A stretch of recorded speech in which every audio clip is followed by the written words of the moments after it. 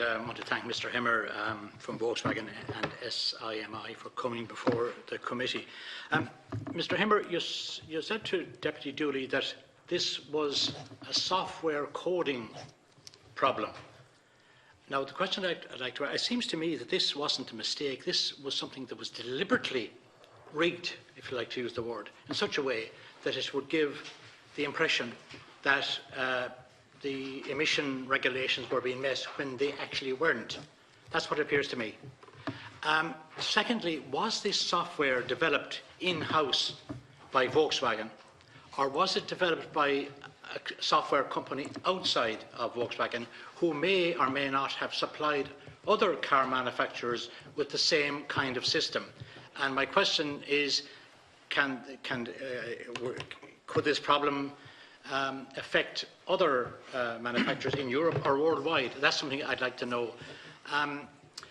It seems to me that it borders on something criminal. Like if somebody deliberately rigs a system to get around a safety and emissions system, I think, you know, it sounds, Chairman, it sounds criminal to me. And I think we would need to know who was responsible for the software coding. It obviously comes down to some individual software engineer. Has that person, do we know who that person is? You know, what action has been taken on that level to deal with that particular problem? Because, you know, I mean, the motor industry, I have a family member who works full-time in the motor industry, and, you know, there are all kinds of implications to the credibility of, you know, different companies of car, and everybody has held Volkswagen in very high regard for a long number of years, and suddenly, out of the blue, we hear this. And the question people are asking is, you know, can this problem be affecting other car manufacturers and other models? So I'd like to get specific answers to those questions, Cahill. Okay, thanks, Deputy. Mr. Rimmer. So, who did it is still an open question, but as the supervisory board and the managing board of our company has said, we are cooperating fully because we want to find out as well who, why, and how.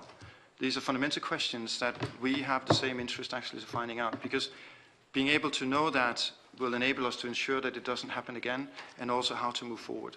We don't have a name today. The investigations are ongoing. They're ongoing with a legal company that is looking internally, and also authorities.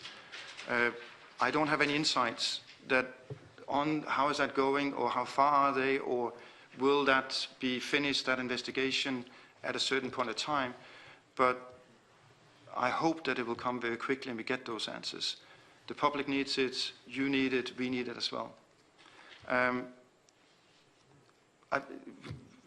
My understanding is it's internal software. I don't know of others being involved.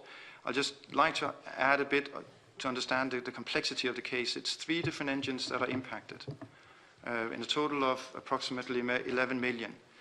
3 engines of 1.2, 1.6 and 2.0 litres. There is different software from different suppliers on the 3 engines. Each engine is delivered to 5 different brands. Each engine has different transmission systems. The variations are very, very high. The complexity is high. It's not a box that is put on the car, switch on, switch off. It is something that is in the software. That makes it difficult, and that is unfortunately why we don't today have the full solution for all of them, but it is the solution that is coming engine by engine. I don't have comments about the industry. I have no reason to believe that they did it. Could I just ask a supplementary question, Cahill? I'm not clear as to whether, you know, you mentioned different software suppliers for different types of engines.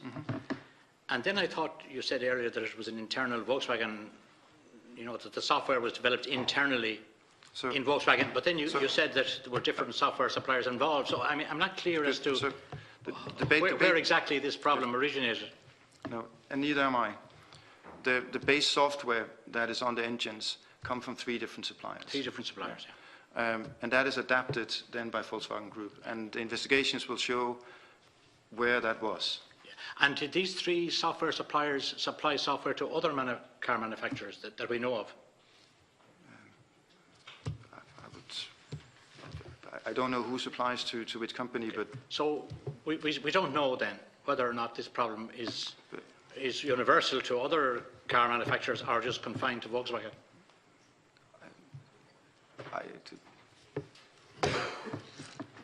Yes,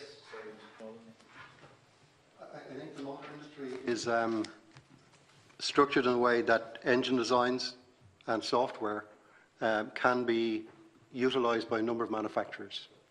But what is clear, and it's why the question was asked, why we asked the question, why ASEA asked the question, knowing that there is common use of certain designs in the industry, as to whether anybody else had this particular sort of software aimed at reducing the NOxs during a test, and the answer was no, nobody else has that in operation.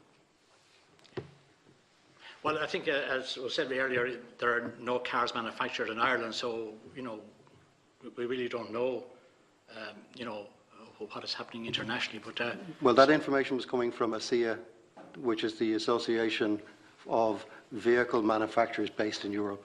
So it's a fairly strong authority.